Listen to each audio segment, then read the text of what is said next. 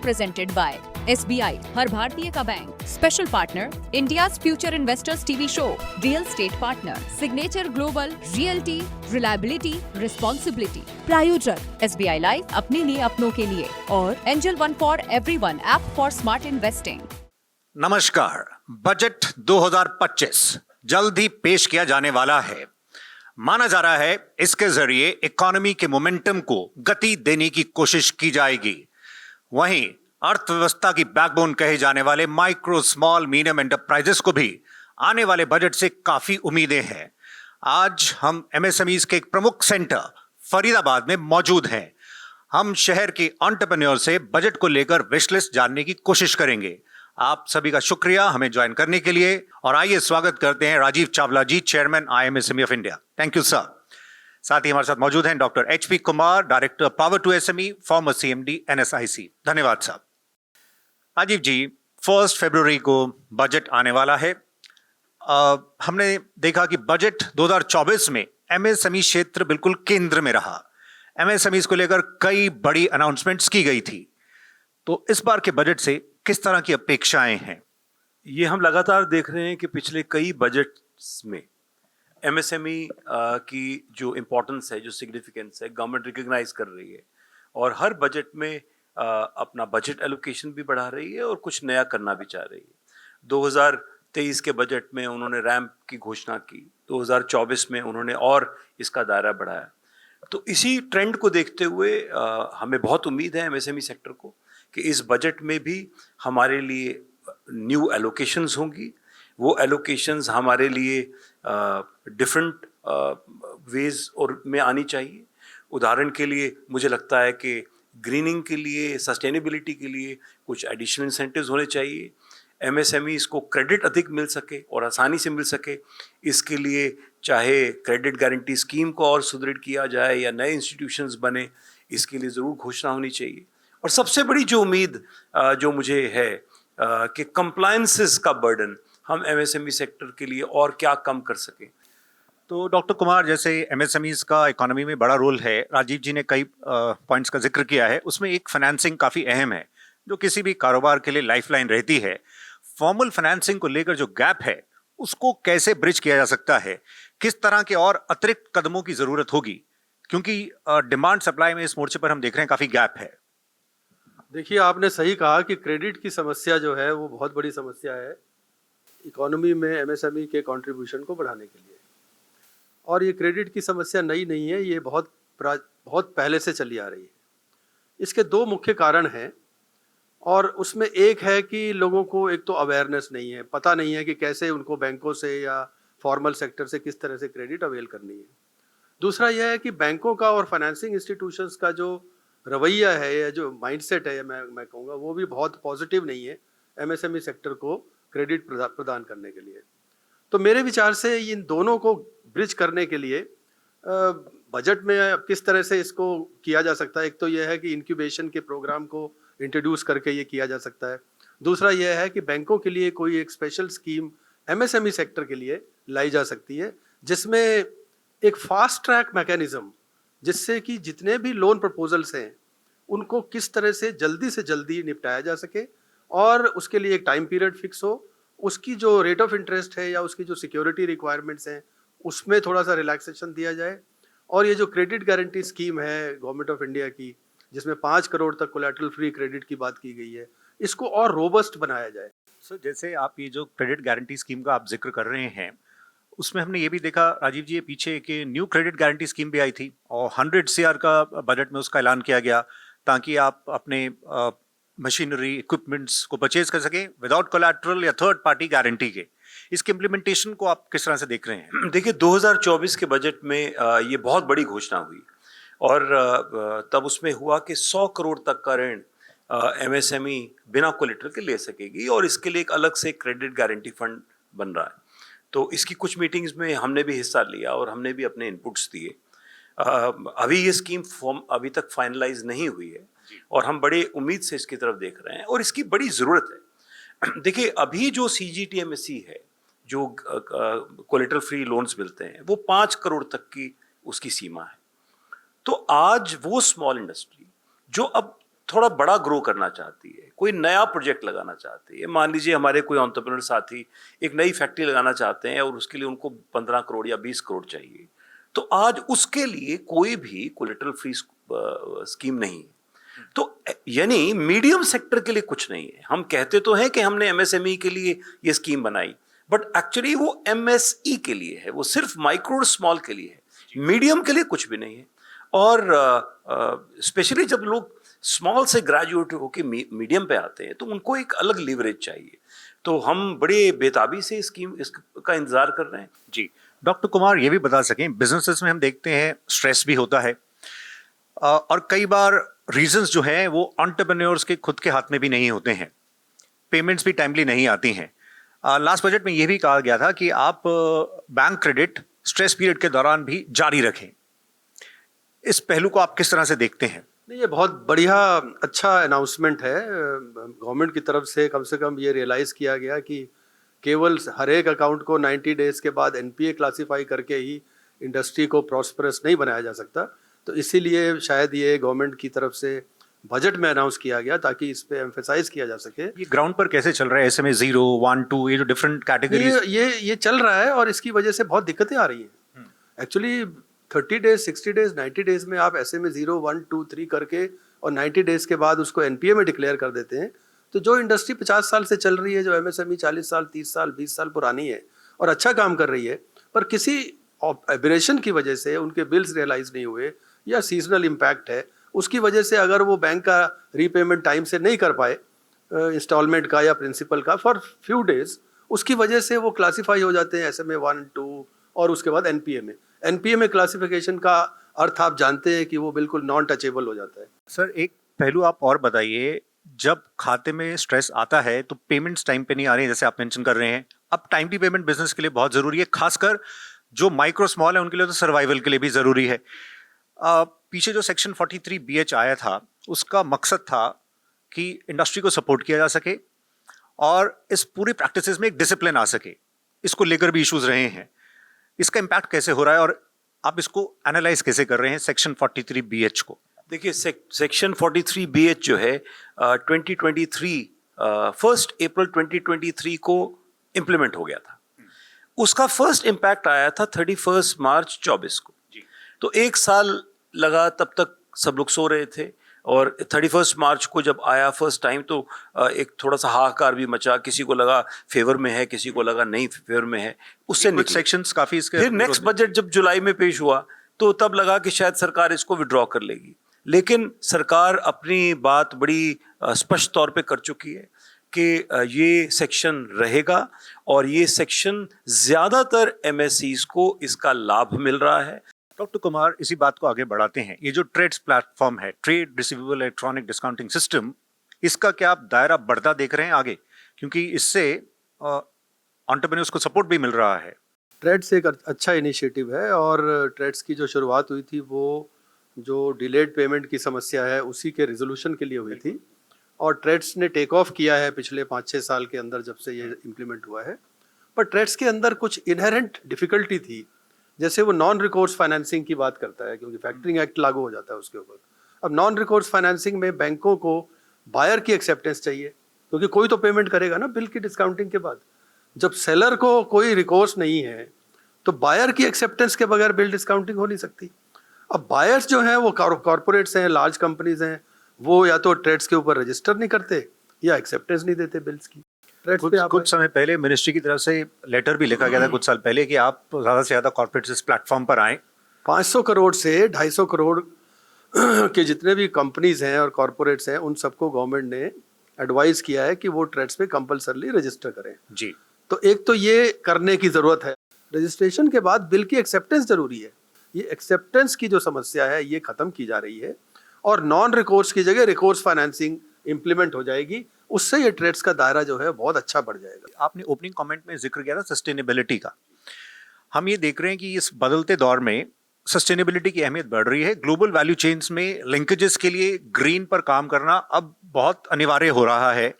Budget में अगर green adoption की बात तो हो रही है, लेकिन ग्राउंड पर एंटरप्रेन्योर्स कहते हैं कि अगर हम इस तरफ बढ़े हमारे लिए एक एडिशनल कॉस्ट है, क्योंकि वो तो अपने रोजमर्रा डे टू डे ऑपरेशंस में ही फंसे हुए हैं। तो कैसे ग्रीन टेक्नोलॉजीज को किस तरह से सर्कुलर इकोनॉमी को बूस्ट कर सकते हैं ये ग्राउंड सिचुएशन के मद्देनजर? डेफिनेटली एमएससीज के लिए कॉस्ट भी है, और कॉस्ट को हम प्रोडक्टिविटी में बदल सकते हैं, कॉस्ट को हम प्रॉफिटेबिलिटी में बदल सकते हैं, लेकिन उसके लिए प्रॉपर हैंड होल्डिंग चाहिए और प्रॉपर फाइनेंसिंग चाहिए। ये दोनों चीज़ें बहुत ही इंपॉर्टेंट है, जिसको हम ग्रीन फाइनेंसिंग के रूप में देखते हैं। उदाहरण के लिए एनर्जी एफिशिएंसी एक अच्छा मेजर है, सबको करना चाहिए, लेकिन उसको करने के लिए अवेयरनेस चाहिए, एक हैंड होल्डिंग चाहिए, और फिर कुछ इंसेंटिव चाहिए या फाइनेंसिंग चाहिए ताकि वो अपनी एग्जिस्टिंग मशीनरीज को बदल सके। उसी तरह पैकेजिंग है, अगर सस्टेनेबल पैकेजिंग की तरफ जाना है तो पैकेजिंग की कॉस्ट बढ़ सकती है, ट्रांसपोर्टेशन की कॉस्ट चेंज हो जाती है। तो इसी तरह से अभी कुछ नए सरकार ने नॉर्म्स बनाए हैं, नए रूल्स बने हैं, जिसमें कि हर पैकेज प्रोडक्ट को ईपीआर जिसको हम कहते हैं, आज एक्सटेंडेड प्रोड्यूसर रिस्पॉन्सिबिलिटी है, तो उसकी भी एक कॉस्ट है। तो एमएससी सेक्टर के लिए, छोटे एंटरप्रेन्योर के लिए डेफिनेटली आई एग्री के कॉस्ट है। सर, जिस तरह से ये गिफ्ट स्पाइस स्कीम में जो रैम्प प्रोग्राम है, ये कैसे, मतलब आप बजट में और किस तरह के सिग्नल्स देख रहे हैं, कैसे इंसेंटिवाइज? रैम्प स्कीम में गिफ्ट और स्पाइस दो इंसेंटिव्स जरूर आए हैं, लेकिन मुझे लगता है वो बहुत लिमिटेड हैं, और अभी वो बहुत लार्ज एक्सपैंड में नहीं गए हैं। उसका एलोकेशन बढ़ाना होगा, एमएससीज को बताना होगा कि ग्रीन टेक्नोलॉजीज़ में जो वो इन्वेस्ट करें, बैंक्स को भी कहना होगा कि वो लोन्स दें, और उसके लिए वो सब्सिडी का जो है उस दायरे को बढ़ाना होगा। उसी तरह विशेष करके सर्कुलर इकोनॉमी में जो इंसेंटिव्स हैं उसे भी बढ़ाना होगा। डॉक्टर कुमार, दौर बदल रहा है, ग्लोबल हम देख रहे हैं, वर्ल्ड ऑर्डर भी चेंज हो रहा है, ग्लोबल टेंशन्स भी रही हैं, काफ़ी अनिश्चितताएं भी हैं, प्रोटेक्शनिज्म की बात भी हो रही है, टैरिफ्स को लेकर भी आप देख रहे हैं इश्यूज हैं, अब एमएसएमई एक्सपोर्ट स्पेस में भी हैं, तो उनको किस तरह से बजट में आप देख रहे हैं सपोर्ट किया जाए? क्योंकि ये जो एनवायरनमेंट है इस समय, उसमें काफ़ी बदलाव हो रहे हैं और बहुत तेज़ी से हो रहे हैं। बजट में एक्सपोर्टर्स के लिए जो प्रोविजंस हो सकते हैं वो फाइनेंशियल और फिजिकली हो सकते हैं जी। तो फाइनेंशियल प्रोविजंस में मैं ये कहूँगा कि इंटरेस्ट इक्वलाइजेशन स्कीम जो पहले लागू की गई थी, जिसमें इंटरेस्ट कॉस्ट को सब्सिडाइज करने के लिए 2% का इंटरेस्ट, 2 और 3% मैन्युफैक्चरर उसके लिए, ट्रेडर्स के लिए, तो वो इंटरेस्ट इक्वलाइजेशन का टर्म जो है वो ख़त्म हो गया है 31 दिसंबर 2024 को। इससे उनकी इंटरेस्ट कॉस्ट फिर वही बढ़ी हुई है। तो एक तो इंटरेस्ट इक्वलाइजेशन की स्कीम को दोबारा इम्प्लीमेंट किया जाए ताकि उनकी इंटरेस्ट कॉस्ट कम हो सके और ग्लोबली वो कॉम्पीट कर सकें। दूसरा यह है कि मार्केट इंटेलिजेंस, अभी हमारे पास एक्सपोर्टर्स को पता नहीं है कि कौन सी कंट्री में कौन सा प्रोडक्ट किस कंट्री से किस प्राइस पे कितना खरीदा जा रहा है।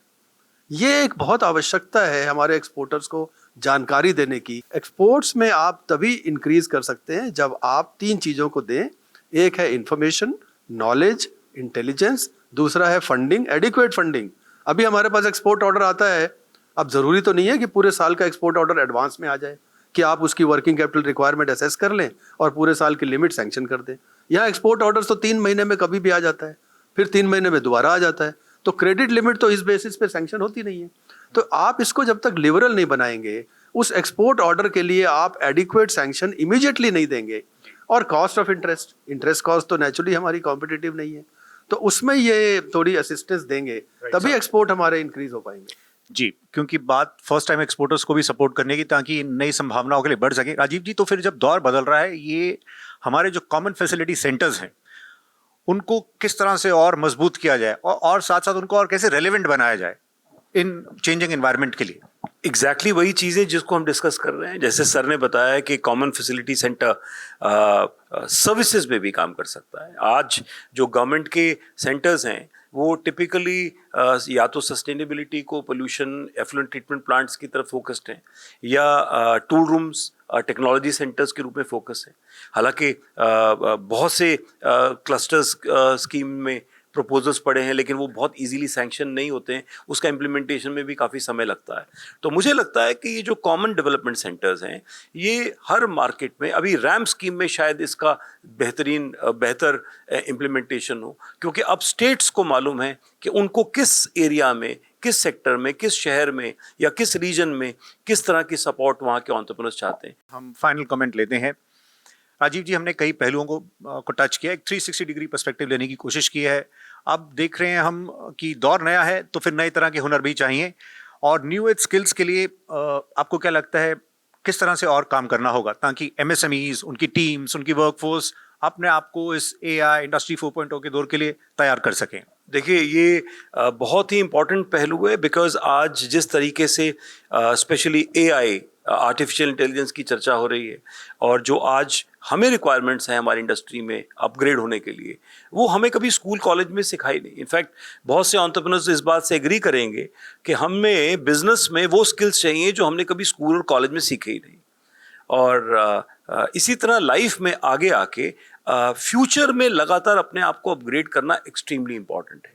तो आज का यंग जनरेशन जो फिलहाल कॉलेजेस में है, यूनिवर्सिटीज़ में है, जो हमारे पास आ रही है, तो आज अप्रेंटिस स्कीम को और अधिक सुदृढ़ किया जा सकता है कि वो इंडस्ट्रीज़ के साथ जल्दी इंटीग्रेशन करे। सेकेंडली, इंडस्ट्री एकेडमिया का लगातार डायलॉग बना रहे, और एकेडमिया को भी बहुत फास्ट अपग्रेड करना है अपने करिकुलम्स को, अपने रिसर्च सेंटर्स को, अपने कोर्स करिकुलम को विशेषकर, ताकि वो यूथ को उसके लिए प्रिपेयर कर सके।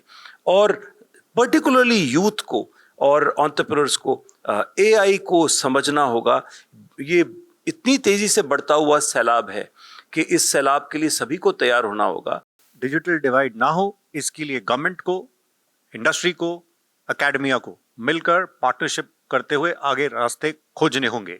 लास्ट वर्ड डॉक्टर कुमार आपसे, इंडस्ट्री फ्यूचर रेडी हो, हम आपसे इस पर व्यू ये चाहेंगे कि डिस्ट्रिक्ट लेवल पर, डिस्ट्रिक्ट स्तर पर कैपेसिटी बिल्डिंग प्रोग्राम्स की कितनी अहमियत होगी, हैंड होल्डिंग की? मेरा विचार है कि इस देश में अगर आपको इकोनॉमिक ग्रोथ करनी है, 5 ट्रिलियन या 10 ट्रिलियन डॉलर की इकोनॉमी बनानी है, देश में अगर अधिक से अधिक रोजगार सृजन करने हैं, यूथ को एम्प्लॉयमेंट देनी है, राजीव जी ने जैसे कहा कि यूथ को ट्रेन करने की ज़रूरत है, तो स्वरोजगार is the best answer, self employment is the best answer. और सेल्फ एम्प्लॉयमेंट के लिए आपको बहुत अधिक मेहनत करने की ज़रूरत नहीं है, आपको केवल अवेयर होना है कि हमारे यहाँ अपॉर्चुनिटीज़ क्या हैं। मार्केट अनलिमिटेड है हमारे यहाँ, फंडिंग अवेलेबल है, मुद्रा स्कीम में आप 10 लाख रुपए तक का लोन ले सकते हैं, टेक्नोलॉजी अवेलेबल है, रॉ मटेरियल अवेलेबल है। तो आपको केवल कोशिश करनी है कि हम किस तरह से अपने स्वरोजगार के अवसरों को ढूंढ के हम उसका एक कुछ ना कुछ प्रारंभ कर सकते हैं।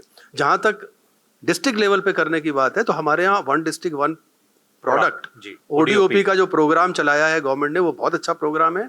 उसमें स्किलिंग का काम भी हो रहा है, टूल्स देने का काम भी हो रहा है, परंतु उसमें थोड़ा फंडिंग के काम की आवश्यकता है कि फंडिंग को थोड़ा और इजी किया जाए। एक बात मैं ऐड करना चाहूँगा कि गवर्नमेंट से हमने रिक्वेस्ट किया है, हो सकता है बजट में उसका कुछ बेनिफिट भी आए, कि कम से कम 3 साल तक किसी भी नए एंटरप्राइज को, छोटा हो, बड़ा हो, माइक्रो हो, स्टार्टअप हो, 3 साल तक आप उसको एक तो टैक्स से एग्जेम्प्ट कर दें, दूसरा उसको कंप्लायंसेस से एग्जेम्प्ट कर दें, तीसरा उसके रजिस्ट्रेशन से एक्सेप्ट कर दें। एमएसएमई सेक्टर को भी आप इक्विटी सपोर्ट दीजिए, ताकि वो लार्ज स्केल, क्योंकि एमएसएमई सेक्टर तो केवल डेट फंड्स पर निर्भर कर रहा है और इक्विटी फंड्स की बिल्कुल सपोर्ट नहीं है।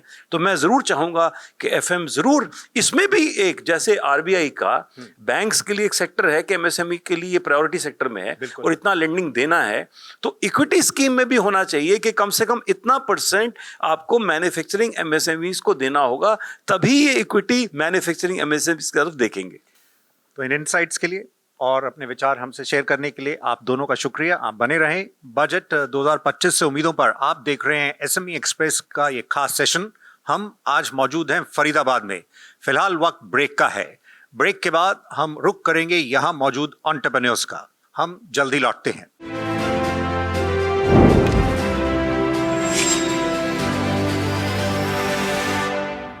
Co-presented by SBI, हर भारतीय का bank. Special partner India's future investors TV show. Real estate partner signature global realty reliability responsibility. प्रायोजक SBI लाइफ, अपने लिए अपनों के लिए, और angel one for everyone, app for smart investing. Welcome back. आप देख रहे हैं एसएमई एक्सप्रेस और आइए अब रुक करते हैं यहाँ मौजूद एंटरप्रेन्योर्स का और जानते हैं कि आने वाले बजट से वो एफएम से क्या चाहते हैं। जब मैं लोअर कैटेगरी से हायर कैटेगरी में शिफ्ट करता हूँ, मेरे लिए कोई मोटिवेशन नहीं है, कोई इंसेंटिव नहीं है। अगर मैं माइक्रो से स्मॉल बन रहा हूँ या स्मॉल से मीडियम बन रहा हूँ या मीडियम के बाहर जा रहा हूँ, तो क्या वित्त मंत्री जी मुझे हायर स्केल में जाने के लिए कोई वन टाइम इंसेंटिव देना चाहेंगी?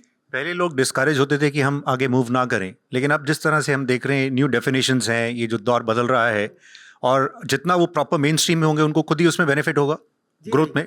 ऐसा नहीं है सर, जैसे जैसे वो ऊपर जाता है उसके बेनिफिट्स जो हैं वो कम होते जाते हैं, इसलिए ऊपर जाने के लिए कोई मोटिवेशन नहीं है मेरे पास।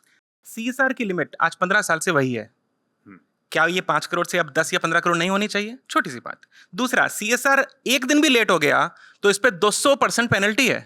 There is no tax relief currently for businesses reinvesting their capital gains into, say, business expansion or green energy development or tech upgradation. I think that'll be a very nice play to have and will encourage more economic growth and expansion into tech. जैसे ease of doing business का चला था प्रचलन, उसमें हमारे को वो ease of doing में कुछ भी ऐसा सपोर्ट नहीं मिलता एफएम की तरफ से, या बजट में कुछ ऐसा होना चाहिए कि जैसे टैक्सेशन हमारा कई ऐसे लॉज हैं जिनको हमने देखा स्क्रैप किया है। आप ईज ऑफ डूइंग बिजनेस में क्या चाहते हैं एग्जैक्टली, ये बताइए। ईज ऑफ डूइंग बिजनेस जैसे कि इनकम टैक्स की जो रिबेट है वो है, टैक्सेशन रेट है 30% है, उसके बाद हमें टैक्स पे टैक्स देना पड़ता है जो भी चीज़ हम बाय करते हैं, तो टैक्सेशन की स्लैब नीचे करनी चाहिए। एसएमईज़ के लिए, एमएसएमईज़ के लिए जो है स्किल डेवलपमेंट के फंड्स पे थोड़ा सा ध्यान देना चाहिए और डिजिटलाइजेशन के फंड्स पे। तो यहाँ पे लैंड कॉस्ट ही बहुत ज़्यादा है, तो उसमें गवर्नमेंट को उसको सब्सिडी करनी चाहिए। चाइना मॉडल अडॉप्ट करे जिसमें वो initial land setup cost free में करते हैं और उसको एमोटाइज कर देते हैं इन फ्यूचर जब वो प्रोडक्शन चालू करती है। दूसरी बात, डिजिटल ट्रांसफॉर्मेशन चाहिए जिससे आपको इंटरनेशनल मार्केट्स का पता चल सके कि हम अपना प्रोडक्ट कहाँ बेच सकते हैं।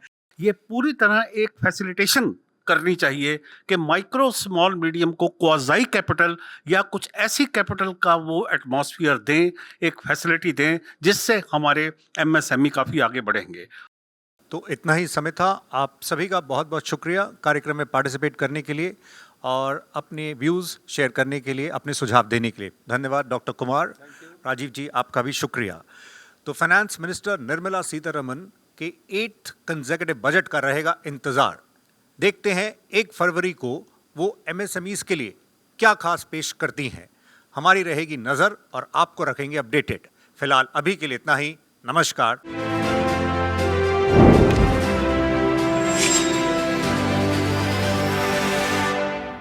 Co-presented by SBI, हर भारतीय का bank. Special partner, India's Future Investors TV Show, Real Estate Partner, Signature Global, Realty, Reliability, Responsibility। प्रायोजक SBI Life, अपने लिए अपनों के लिए, और Angel One for Everyone, app for smart investing।